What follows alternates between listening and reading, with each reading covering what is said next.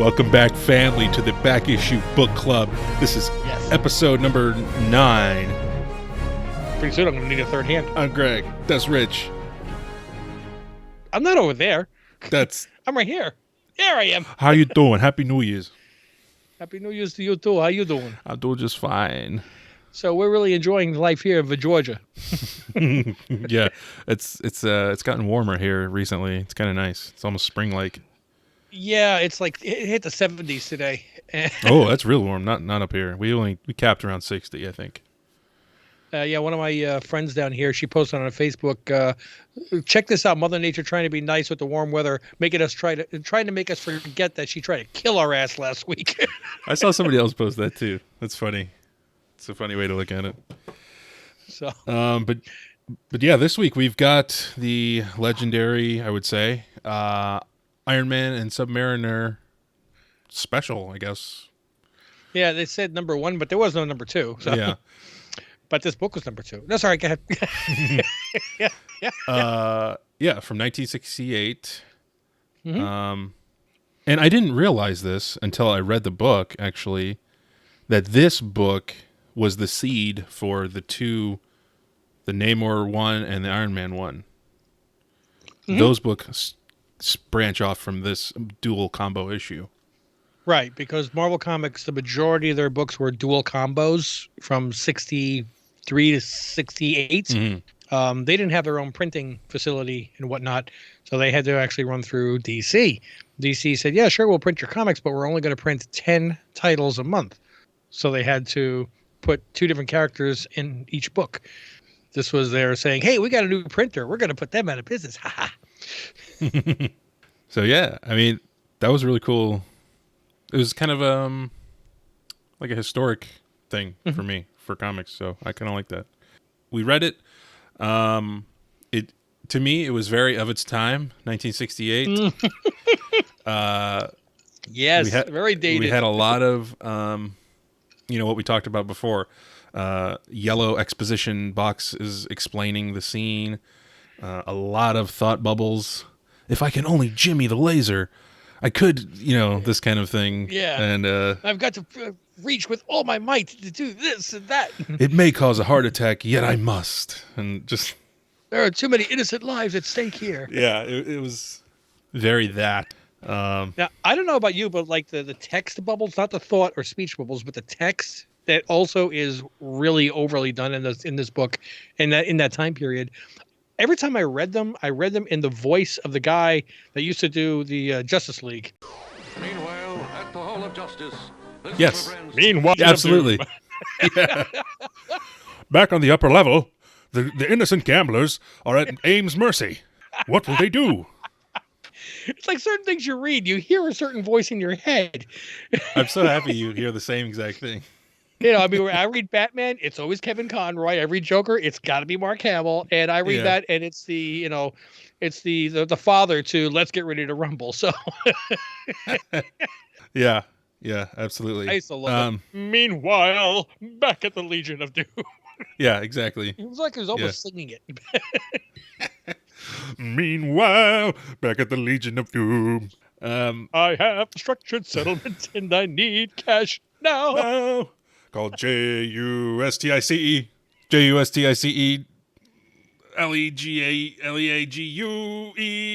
MOUSE. BOLOSCAR. We're like giving so many different ways of being copyright claims, but nothing is on pitch, so we should be fine. Yeah. Also, we're sponsored by Oscar Mayer, Disney, and WB. So, if you mean that, I used to eat the hot dogs and I watched the channels. Yeah. Yeah, exactly. I like how the bubble or the box at the beginning of both the stories show, and edited by Stan Lee. It was like he was just got there or something. Yeah.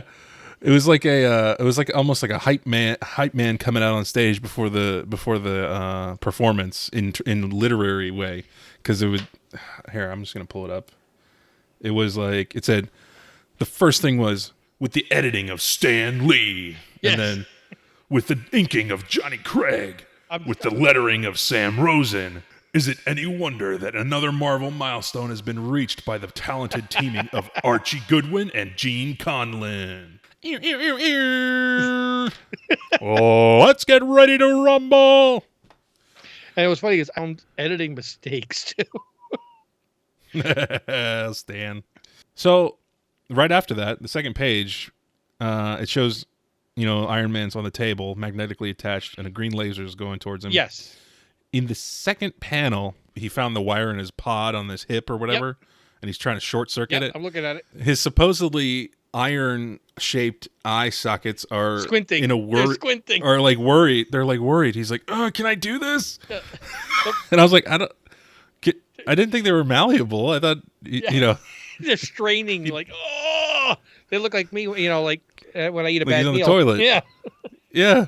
But he's not supposed to be able to do that. His face is metal. So, but that was interesting to me. If you look at, I'm going to say panel 20, for the last panel of 20, and then the first panel of 21 for Submariner. Or what's on those panels? Well, on the last panel of page 20, you've got Destiny, or whatever his name would be, saying, "I did indeed underestimate the extent of your powers, Submariner." And then on 21, it says, "Just as underestimated mine." I think it's supposed to be just as you underestimated mine. Yeah. I see that, yeah. And I'm like, Stan? Just as underestimated. Stan? Yeah. Either you needed to have a U after the word as, or a second as after underestimated. And I think either way. Stan, you're the editor now. You're supposed to catch those things. Why? This is interesting. Then in the very next panel, the bubble has got like a pale blue outline. I've never seen that before. From the force of that blow, I can tell that your uncanny helmet increased your physical prowess as well as your mental powers. Is it supposed to be still like more emphasized or something? Maybe. Or maybe he's speaking through like bubbles or water. I don't know. That doesn't make sense.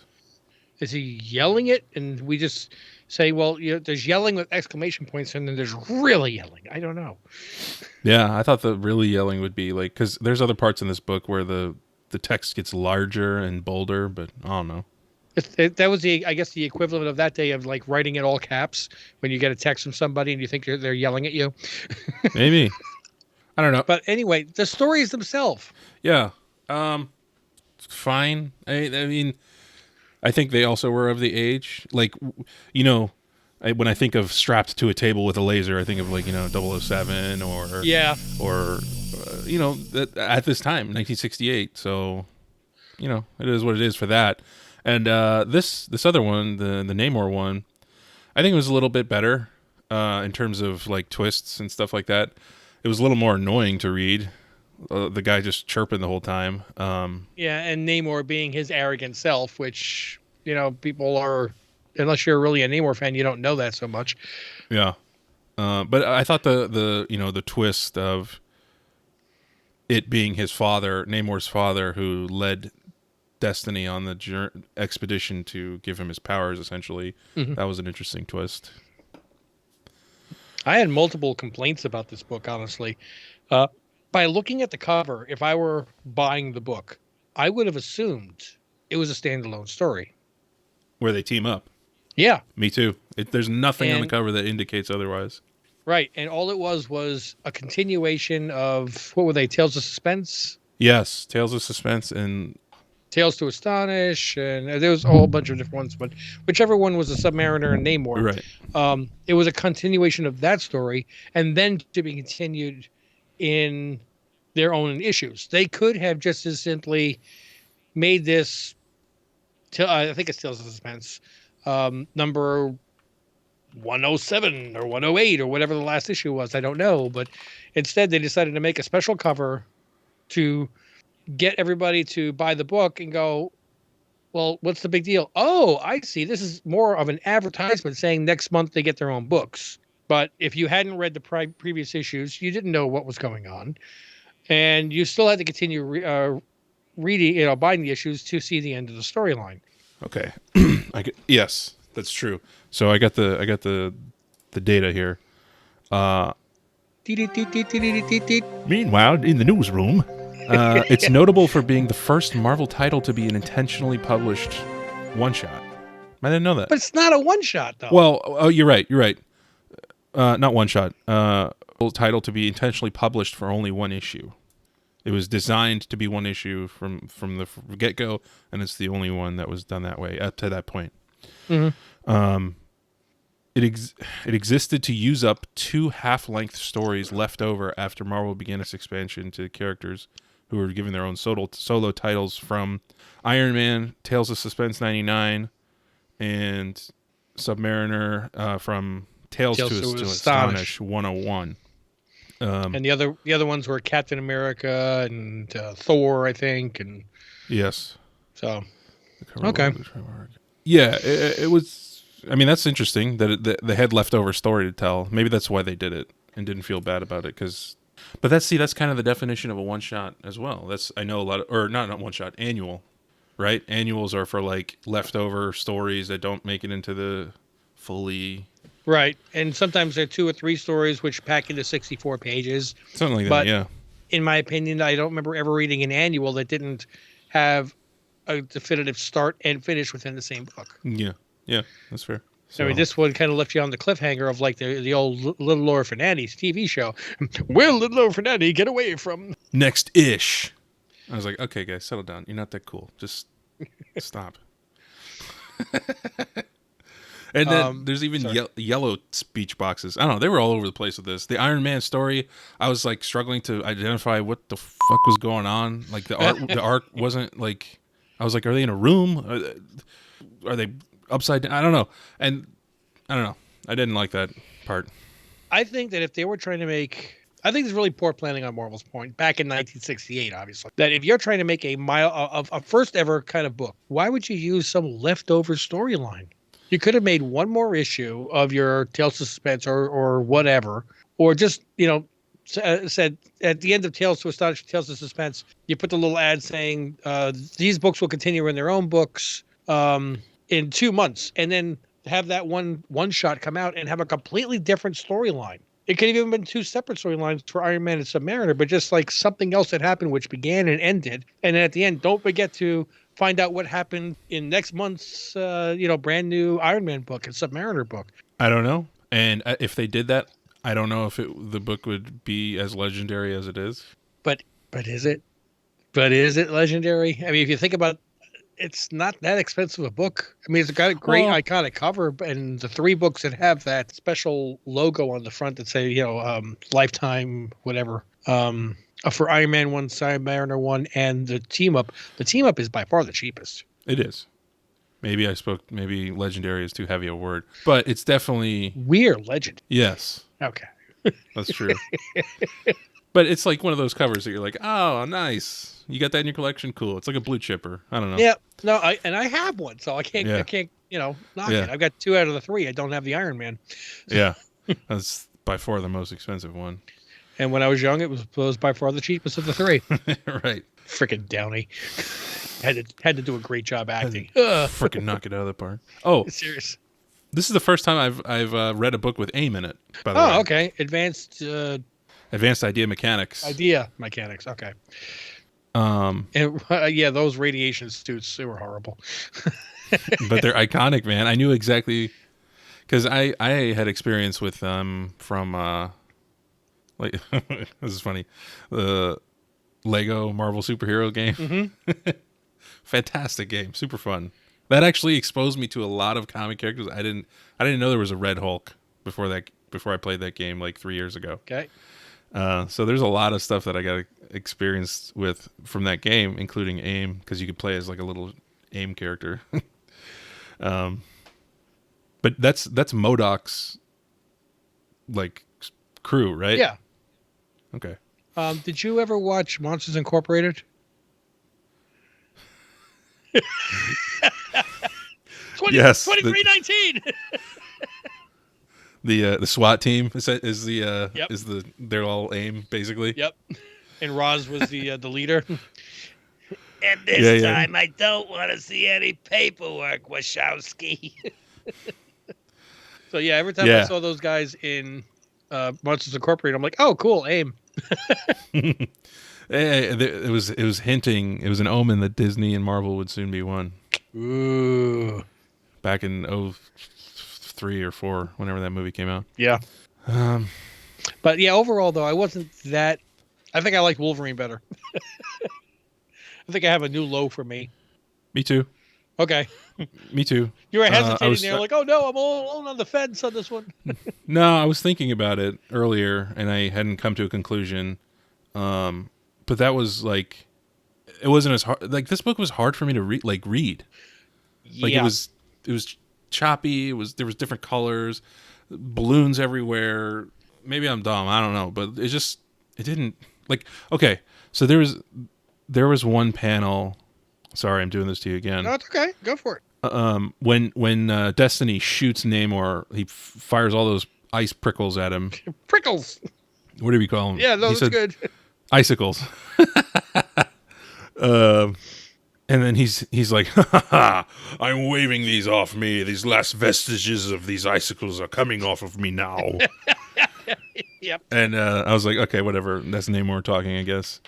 And the next panel, it shows him like wincing with his like anybody knows, like you got a bad headache or something. You see what's happening there.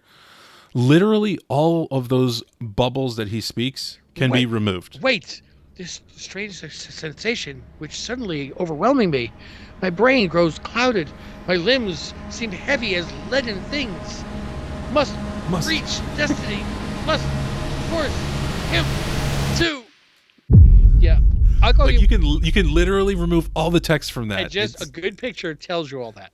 Yeah, and that got me thinking. I kind of want to experiment with one of these old comics and see if I can rewrite it modernly. Okay. Or something. You know what I mean? Like, I don't know. Just edit it better than Stan did. Sorry. Well, editing is, I think, checking for mistakes. I don't know if he's supposed to be rewriting, but he could have kicked okay. He could have kicked it back and went, dude, really? Whatever you want to call it, you know. No, you're right. Remodeling it or whatever, restoring it to see if I can make it more modern, or we can make it more modern. It might be a fun activity. I don't know. No, I literally, when I opened up the first page and I saw the amount of text on the very first page, I went, oh fuck, it's going to be one of those books. And technically there's not a lot of pages, but it took me forever to get through this book. Yeah, and usually, I mean, look, I'm going to be perfectly honest. You know this, but our viewers don't. If we know we're recording this at 9:00, I'm usually reading this at like 8:30. Okay. I knew this was an older book. I started like 6:00. Okay, I gave myself 3 hours. The problem with me was I read it very soon after our last one because I had some free time. I was like, oh, I'll read it. I read it and I was like, oh god. And then it had been 7 days. And you had to reread it. I was like, oh god, I got to read it again now. That's why I don't read it till the last minute. I want it fresh in my mind, but look, if it's a great story, I'll read it again tomorrow. I don't have to bother. If it's not, I don't have to bother. Yeah. So, I guess we're at the point of our rating with that, and would this book be a success today? No, but I think we kind of answered that. No. Maybe with a good rewrite. Hey, can we do like remix comics? We'll sell the remix of the cover. Yeah. Yeah. So how many repulsor rays out of tridents do you give this? I don't remember what I gave Wolverine. I really don't. Repulsor rays out of tridents. Well, look, I don't particularly remember what I gave the Wolverine series. Do you? Yes. You said 6 or 7. You didn't. Yeah. Mr. Memory over there. Thank you so much. I gave it a 7 myself. And we've had other books that I said like 5.5 to 6. Without a frame of reference, that was the first one that we did. This is definitely. See, I think 5 is totally neutral, 100%. There you go. This is coming in at a 4. I actually did not enjoy this. I would not recommend this to somebody. I did not enjoy this story. This was homework. that I had to do for school. That's a For a class I didn't like with a real ugly teacher or something. Hey. You know? Yeah. Yeah, because we did our lowest at this point has been, I want to say Moon Knight, Silent Night at 5.5 because they had some interesting developments, so we gave it a half. Yeah, I'm with you. I'll say 4.5. And I think that if this story was released today, it would not be well received. I don't know where the storyline arc was before or where it went to after. Yeah. But just based on this sampling, I would definitely not be buying the next issue, and I would be going to Previews Guide and saying discontinue subscription. Well, on that bombshell, it's time to reveal next week's pick for Back Issue Book Club. Yay, yay, yay. We will be reading Dual Powerbomb by Daniel Warren Johnson as nominated by our buddy and wonderful patron, Stinker Buns. Vegan farts. Oh. Stinker Buns, yes. It's Cinnabons, but smelly. No. But yeah, Dual Powerbomb. I've been wanting to read this. One of my favorite comic series of all time was Murder Falcon by Daniel Warren Johnson.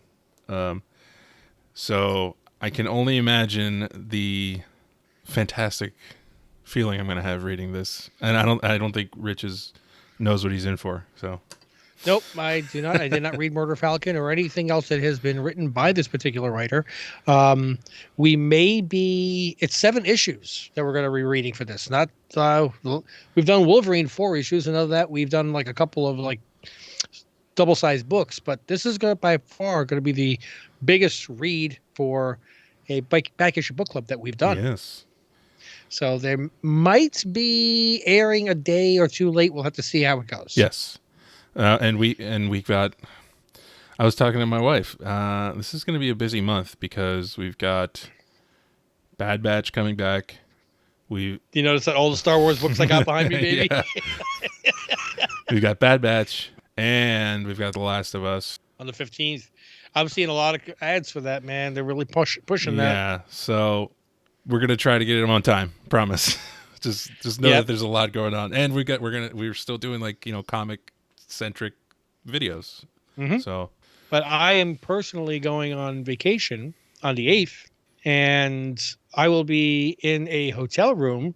I will be bringing my laptop and my camera and my microphone, not bringing the comic books, not bringing the Boo Bear.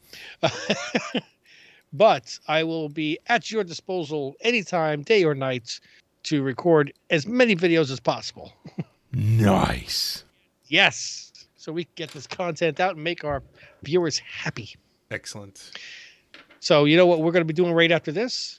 Because I've got some energy, and hopefully you do.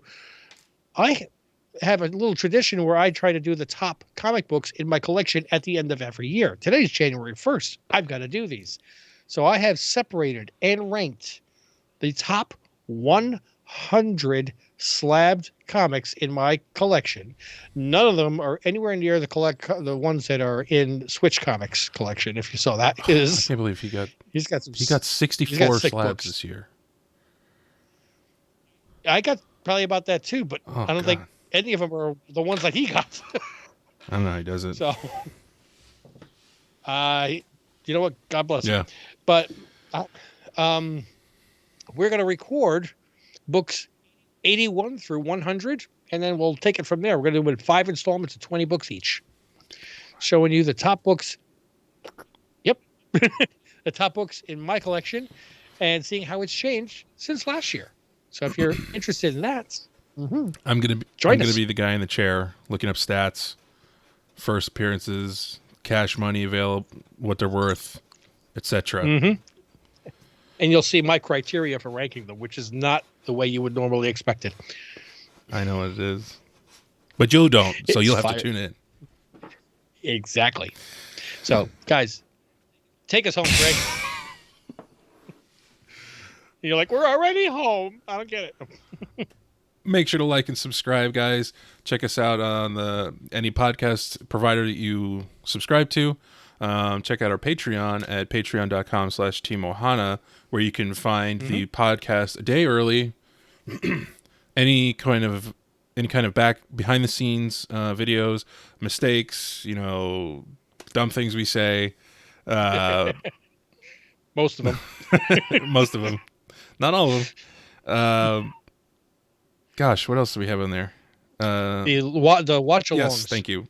Unedited watch-alongs. So we'll give you a time code on the screen. You can sync your Disney Plus video or whatever we're watching, Netflix or whatever, to our time, and then it'll play the whole thing, and it's like you're watching with us, your old buddies, Rich and Greg.